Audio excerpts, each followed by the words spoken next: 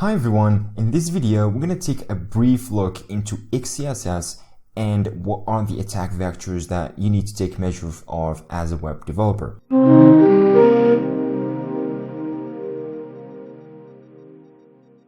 So in this video I'm going to just briefly walk through what is XSS, what you should know about XSS, and how to prevent from XSS. We're going to go through some practicing of XSS because obviously for just like preventing any bug or any kind of like vulnerability around the world at any application at any scale, you pretty much need to go through like the levels or the scenario of reproducing it, of creating this bug and just exploiting it and see how all the attack vectors are done in order to be able to pretty much like do the vectors or do pretty much the prevention of these attacks on your behalf and your code and on your application.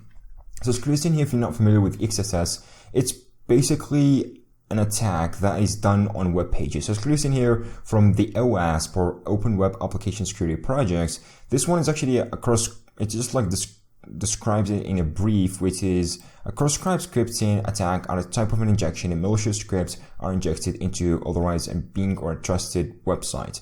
So XSS attacks pretty much occur when an attacker uses a web application to send a malicious code, generally in the form of browser-side script code, to a different end users. And blah, blah, blah, all of that actually wraps around just like, and it's a vulnerability, or it's pretty much more like an attack that allows an attacker or a hacker that sends you either a link or pretty much just like if you're using like an extension, which recently there is this great suspender extension which is been going wild, just like in the been couple of last days, which has a malware that exploits this kind of like XSS attacks, which is huge, by the way. And this is actually the right time to just talk about it because it's everywhere. From Facebook, Google, Amazon, everywhere. There's no site that doesn't have XSS. So as a developer, you should know what are the attack vectors and how to prevent them, and what are the actual like the safe measures you need to take care of before like deploying your project, your web application. What are the actual steps you need to go through to test your code and test your applications and make sure all of them are out of like the boundaries of XSS. So basically here we're going to be doing, just going to like walk you through a bit about like XSS and all the description. So I'm not going to just talk everything about, but XSS just can be like described from this link in here, OWASP XSS. There's a lot of like pretty self-explanatory kind of examples and how it's being done and blah, blah, blah, whatever. So you can find a lot of things about that. There's another tutorial here which is called XSS.com. So this one is a really great website that is offering a really comprehensive tutorial on cross-site scripting, and it just does a pretty great job. So you can go ahead and read through that. There's actually a couple of parts, how you prevent and how you do that stuff kind of things, and you can read through that. So what I'm just going to be talking about in that particular second is just like a scenario on how XSS works. So this one is actually in like, it's more, if you see like the types of XSS, and it's a persistent XSS, there's reflected XSS, and there's DOM-based XSS. So the most dangerous one it is persistent XSS because it like stays on the database, and whenever like any user, me, you, pretty much anyone can access this. So whenever he loads the page, the attack comes from the database. So it loads on his page, and it's like he can exploit his browser. It can exploit the actual user. So this one is pretty bad. You don't want that to happen to you. There's also reflected XSS, which only happens on your browser. It can be sent via like a link. So if you got a link from a person saying you need to go to this particular website or you need to go to Facebook, well, yeah, throughout this link, it could be also like executed in a way that to steal your data. So nonetheless, this is actually the types. And for the particular kind of like how it works, so let's imagine this is an attacker here. So this is actually the attacker's browser. Pretty straightforward, right? So here what it does, the first step, it pretty much, the website, the actual website, let's say this website offers like a comment section where you just like, you can, reply to a comment. Let's say it's actually a tutorial and you have to post a comment there. So if you really liked it or if you have a question, you can post it. So an attacker comes in and he puts a script inside of the comments. So this website has XSS, obviously. So the attacker puts a script, and what XSS does, so once he put a script in here, what it does, it goes to the database So on a database, it's going to be saved there like a normal text, whatever, like a normal string being saved in like a SQL database or something. Now, here's the trick. So later on, this is a victim here from his browser. He goes into this website, he does a GET request, he grabs the actual page here, which is obviously need to do like get the data from the database, and he just sends it back to the victim with a 200K, so everything is looking fine, all the things are good. Now here, he should have like seen a comment from the attacker to say his name is, I don't know, Alex or something. So once he does that, it's pretty much gonna get a script. Instead of getting a normal string save kind of thing, he gets the script. And this is where the attack comes in. So the script in here, what it does is window the location. He sends him into like an attacker website, and he just do cookie, and he just like appends the document to cookie. And as you know, document to cookie has the whole user's cookie data, which can include authentication token, personal info, many stuff can be like compromised, and can be a huge compromisation into like how the user and what is the actual data of the user and how it's going to be used by the attacker. So this one is going to send this user's data to the attacker. From his website, he can do pretty much anything. He can store it in a database, he can just like put it in a file, whatever, and boom. So the attack is done. So this is basically for like, as seen in here, like a persistence XSS. It's also reflected, which is as bad as persistence, but persistence is quite really bad. The only prevention once this one happens is actually a purge of the database, and you should go through like every database column there or entry, and you should like do it by yourself. You fix it by yourself, which is awful. So yeah, seriously this one, and this is what basically XSS works and what it does, and what is actually the how it compromises your data and how it's being done behind the scenes. So I just try to explain it briefly. I'm not going to go through all the bits and details about XSS and how it works and every single detail. No, I'm not going to be doing this. This tutorial, we're going to just jump into practicing and actually trying to break some websites that offer this like XSS kind of like testing or pen testing, and we can just see it from that perspective. So one of the coolest websites I found here is actually Prompt.ml. There's also like a large website, which is pretty much the similar one to this one, but this one is way much better with like the design and everything, and the challenges even are like refreshed and fresh, so you can quickly get started with. So this website in here offers you like, this is the code that is going to be running once you like put an input in here, and you enter the input. Curiously, the input gets translated from this function's arguments, and then it gets returned, and then it gets rendered here, and you can see it, you will be able to see it right here. So let's say hello, curiously it gets rendered here on an input, because we are returning an input, and we're returning there, this is actually the variable here, it's being returned as a value. So that's why whatever we type in here, we get it right here, and this is pretty bad. This piece of code in here is kind of like the baddest and the most dangerous piece of code you can ever write on pretty much on your career. So this one is taking directly the user's inputs from the function and just appending it and rendering it into the web page, which is pretty bad. It could just like have any kind of attack vector, which you don't want to, nobody wants to. So yeah, you don't want this. So here what I'm going to be doing is there's actually a set of challenges in here. I'm just going to go through, not all of them, obviously. I'm just going to go through like some of the challenges, try to practice with you guys, and just try to, you know, find any kind of difficulties fixing, or pretty much finding and exploiting this particular XSS bug. Or just, you know, you will see the process for me going Googling stuff, finding stuff in a time-lapse manner, obviously, and just like how I fix the problem, or not fixing it, but how I actually find and try to go through that bug and find the actual XSS code that gets injected, which is called a payload. So yeah, let's go again, get started right here. I don't want to like waste too much time in this. So yeah, so this one is curious in here. It's pretty bad, as I said before, and this is just a warm-up, so you can quickly get started with. This one is definitely super easy for a lot of people to find, because here we're just grabbing the input, we're returning an input element, which is an HTML element. It has a type as a text, and the value of the input, we're just like appending it directly to the input. We're just doing like a plus, and we're just like having the input there concatenated. And some of you might say, why we're having like a double quote and having a single quote? This one is actually to prevent escaping the characters. What I mean by escaping, if you just like interrupt an input in here, let's say you interrupt like a double quote. So this one won't be escaped because you're still going to have like everything in here still renders correctly and everything is going to happen fine.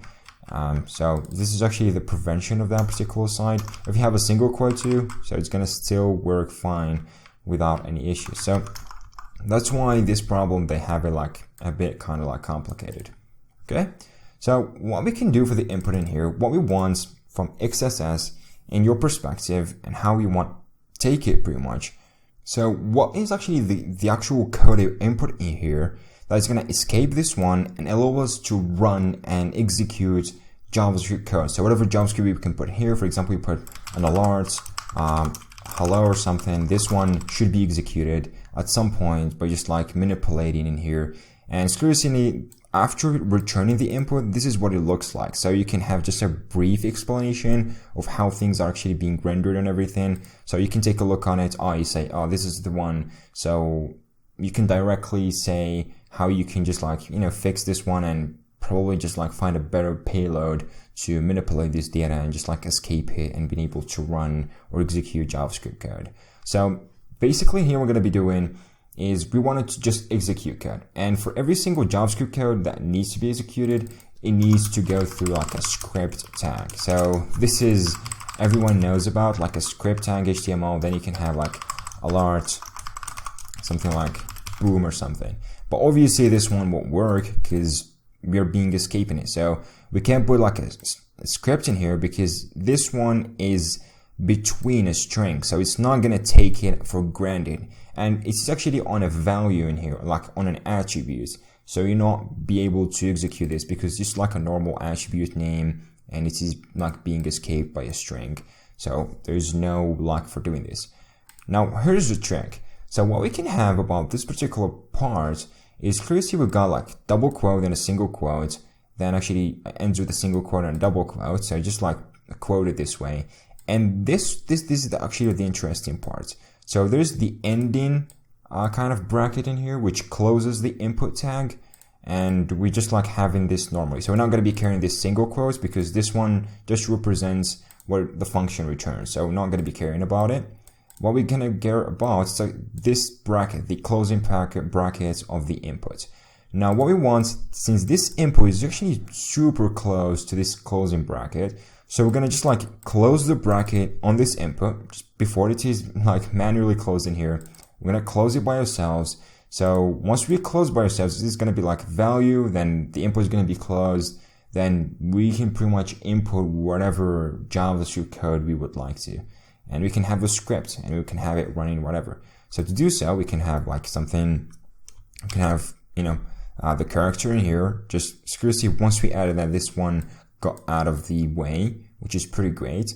Now, if you can like add another bracket, boom. So we got an alert running and we got some JavaScript code running. And this is actually the sweetest part about XSS. So directly now from just like an user input, you've been able to run a JavaScript code. You can pretty much do whatever. You can pretty much, I'm not sure about this, but maybe I will be able to do something like, yeah, probably not. Let's say style. I'm just like being stylish in this one. I'm not sure actually this website will allow you to do that. Boom. So seriously, it just works. So I've been able to change the background color just from inputting pretty much just like a string in here on a normal input. Just entering this one will trigger the whole background color and it will change. So you can just imagine it for a second. Pause the video and try to like imagine what you can do with this one. If you have like a website that has the XSS vulnerability available for you and you can input whatever you want and you can execute JavaScript code. So you can, there's endless possibilities.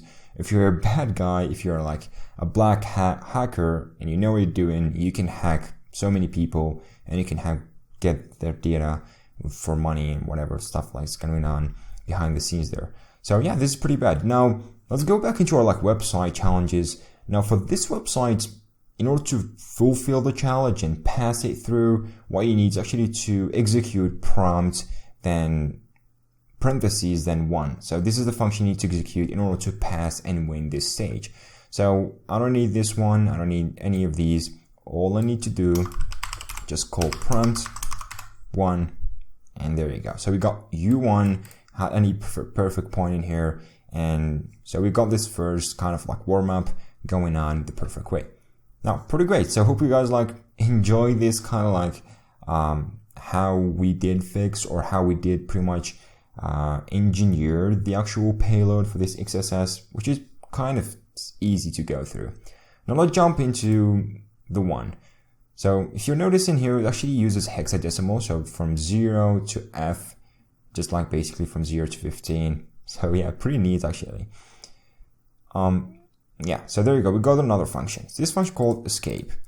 So tags stripping mechanism for XJS library. So I believe this XJS library is actually a library that is used to encode or escape HTML code. So HTML escapers library is kind of like the same as XJS in here. What they do is basically once you like input an HTML, they just like take this one, and if like the user or the attacker provides any kind of like attack scripts, for example, if they provide any script there and they want to just like introduce an XSS into your website, they don't allow it. They just like use regexes and stuff like that to strip all of these kind of like, you know, the script tags. They strip, for example, parentheses, bracket, whatever. So the code won't be executed. And this is exactly what it's doing in here. You're using a strip tags re, which is a regex. And this is the regex, what it looks like. So just like from reading this regex in quick on here, we got like brackets that needs to be stripped off. So if it matches some opening brackets, then like some / which is optional, and any character but the actual closing tag, then we got like a plus, then we got like a closing tag. So plus in here like means one or more, and basically we got the closing tag. So this one will just like take any kind of like tags. So if we try to introduce a script tag in here, for example, if we try to put like a script tag at this point, screws in here, it being stripped out for us, and we'll not be able to introduce it. So this one is quite harder to like make it happen, but I'm pretty sure it's not like impossible because it does like import or replace and stuff like that. So we can I think get this thing done and running, and we can execute the prompt 1 code. So what I'm going to be doing is actually just take a look on the strip regular expression in here. So let me just copy this one. There's actually a really good website called Regexer, I think. So I'm just going to go to this website here. Let me just grab it. So here's the website. This is a pretty great website that allows you to test and see what Regexer does. So we got like an opening bracket, we got some like /, then we got, this one is optional, so the / optional. So all characters but the closing bracket, and we got a bracket at the end. So if we try to put like an empty enclosed and open brackets, we're not gonna get anything. So you type one single character, it matches, and the script, what it does, it would just like replace all of that with an empty string, so we're not gonna be able to have it. Okay, so we're not going to be able to put a script there. And we're also not going to be able to put an empty script because it supports both an enclosing and opening script. So this one is kind of like mitigating, and how they pretty much like doing it is kind of like awful. So what we can do, so since this one is pretty much like what I'm seeing, if I remove the closing brackets, it's not going to like match it, which is pretty great for us. So I can think of one single possibility for this one to happen is actually using an SVG. So as we all know, SVGs are a pretty awesome way to render kind of like scalable vectors, and they are resizable, and they're human readable, all the good news about that. But on the other hand, what you don't know is actually SVGs are pretty bad for XSS. They can be used pretty much everywhere for XSS, since they have like an XML nature, which means they can be followed and used inline without like a closing tag or something. And this one is pretty bad. So screws in here for the library we saw in here, which is XJS. It seems like it's using this regex. So like I imagine like so many people are using this one, which is pretty bad. So if I'm trying to now use in like an SVG, as you've seen in here, we just like put an SVG without a closing bracket. It's not being even matched, which means it's gonna pass this criteria. It's not gonna be replaced by an empty string, and later on we can just run an XSS code and we can execute whatever JavaScript code we want. Pretty simple. So you don't want to do that. Now, how SVG will be able to do something like this? We can just like escape it real quick. So you can have an SVG, then you can have whatever you want afterwards. So I don't want to create this kind of like spacing between that and here. So we can just have like a / for it, which is kind of neat. And we can have like a really awesome kind of a function that runs whenever the web page loads. So we can have on load, or pretty much whenever the SVG loads. Sorry about that. So whenever the SVG loads, we're gonna run this function, and this is called like an event handler. So onload happens once the SVG loaded, like once it is loaded and rendered into the DOM. So in here we have like an empty SVG. So this one is an attribute of SVG, so we can have it loaded in like a second. So whenever we call this one, it's going to be loaded. This one is going to be called, and we can call whatever JavaScript code we want. So let's copy this one here. We can have it, I'm going to delete this one. So you see in here, it's not being escaped, which is a great spot for us to get started. So we can have this onload SVG, and it can directly run, for example, alert, boom. So I'm not sure about that particular part, but this one should be running. I'm not sure if I need to introduce. Okay, yeah, there you go. So yeah, I just like forgot about the quotes there, and yeah, there you go. So we got it running, even though we got this like stripping and escaping working. We got rejects, whatever. Even though if you're using like a directed or pretty much like a dedicated library, which is like an XJS library to do the escaping mechanism, still pretty bad. So yeah, we got the things running here. All we can do to win this kind of challenge is just call prompt1, and we got U1. Cool. So let's move forward into the third one, which is like 2. Okay. Now we got another one. So we got escape input. So we got import replace. We're doing another regex in here. We're replacing another like, set of characters that are pretty much the main cause for XSS. I see in here like opening brace or parentheses, which obviously being used to call like a function. So we can't call a prompt without opening the first parentheses, right? This is kind of like impossible. You can't do it.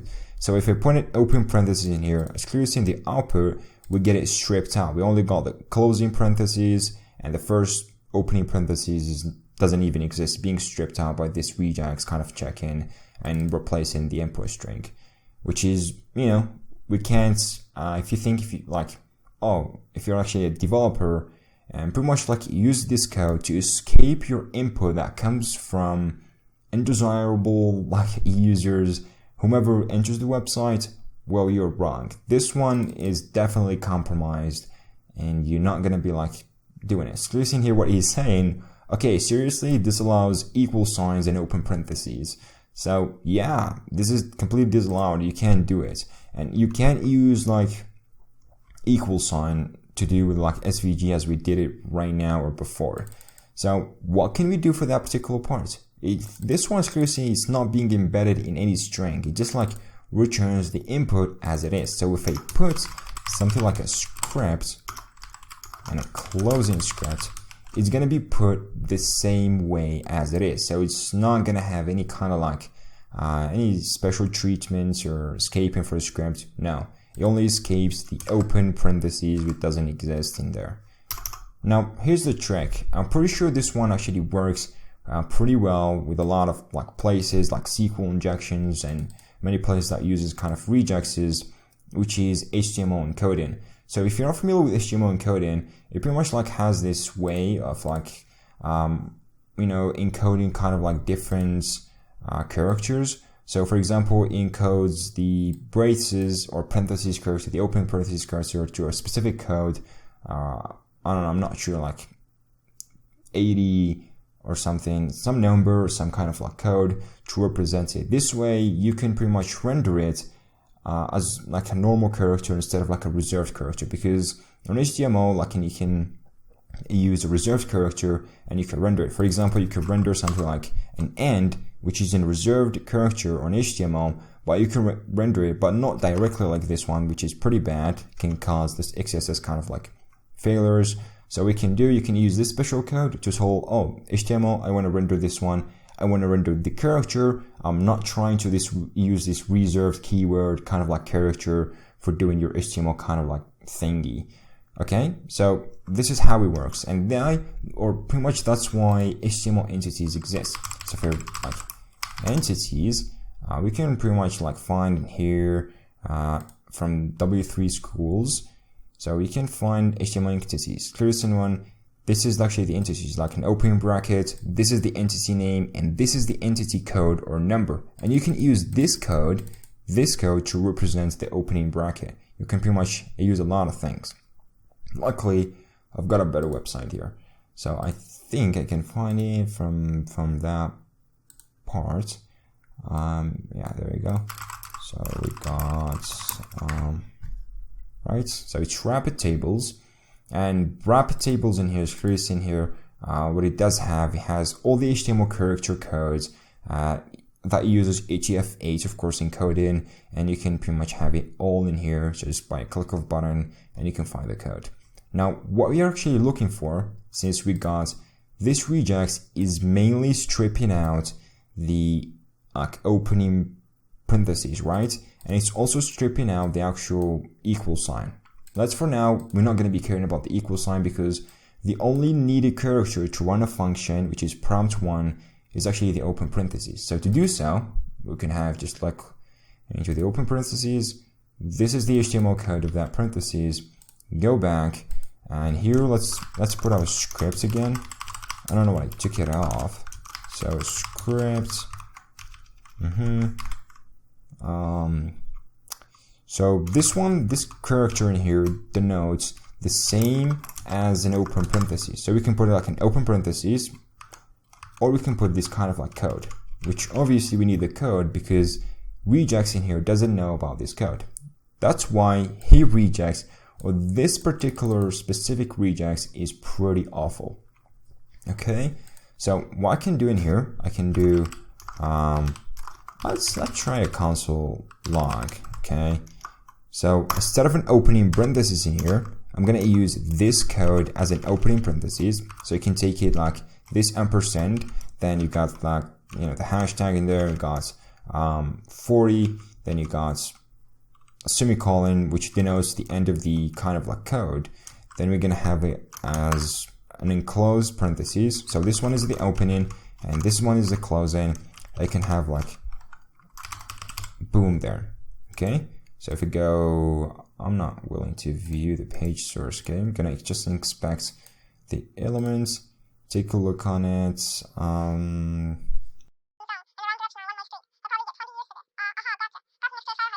Okay, so what I think in here, what it's actually doing is pretty much escaping the script, and it tells it, oh, this is actually a script. You can actually run it. And this is what we talked about before, is how SVG elements or tags are super duper handy. So let's try here to put an SVG, because it will treat it as an XML code, and it will just not gonna do checking on this one. It will just let it pass, I believe. So not sure about this one, but let's see. So we got still an expected token for this one. We got a script for this. an alert. Then we got boom. Am I like putting this wrong or something?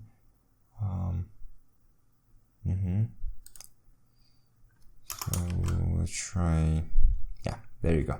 So just like opening SVG will just like make it inescapable and like take the script for granted and allow it to run however you want it to be. So it's not going to do the check-in of this one because this one is going to be encoded inside of an SVG. It will take it like, oh, this is an SVG kind of like file or elements. So we're not going to do any kind of like check-in on it.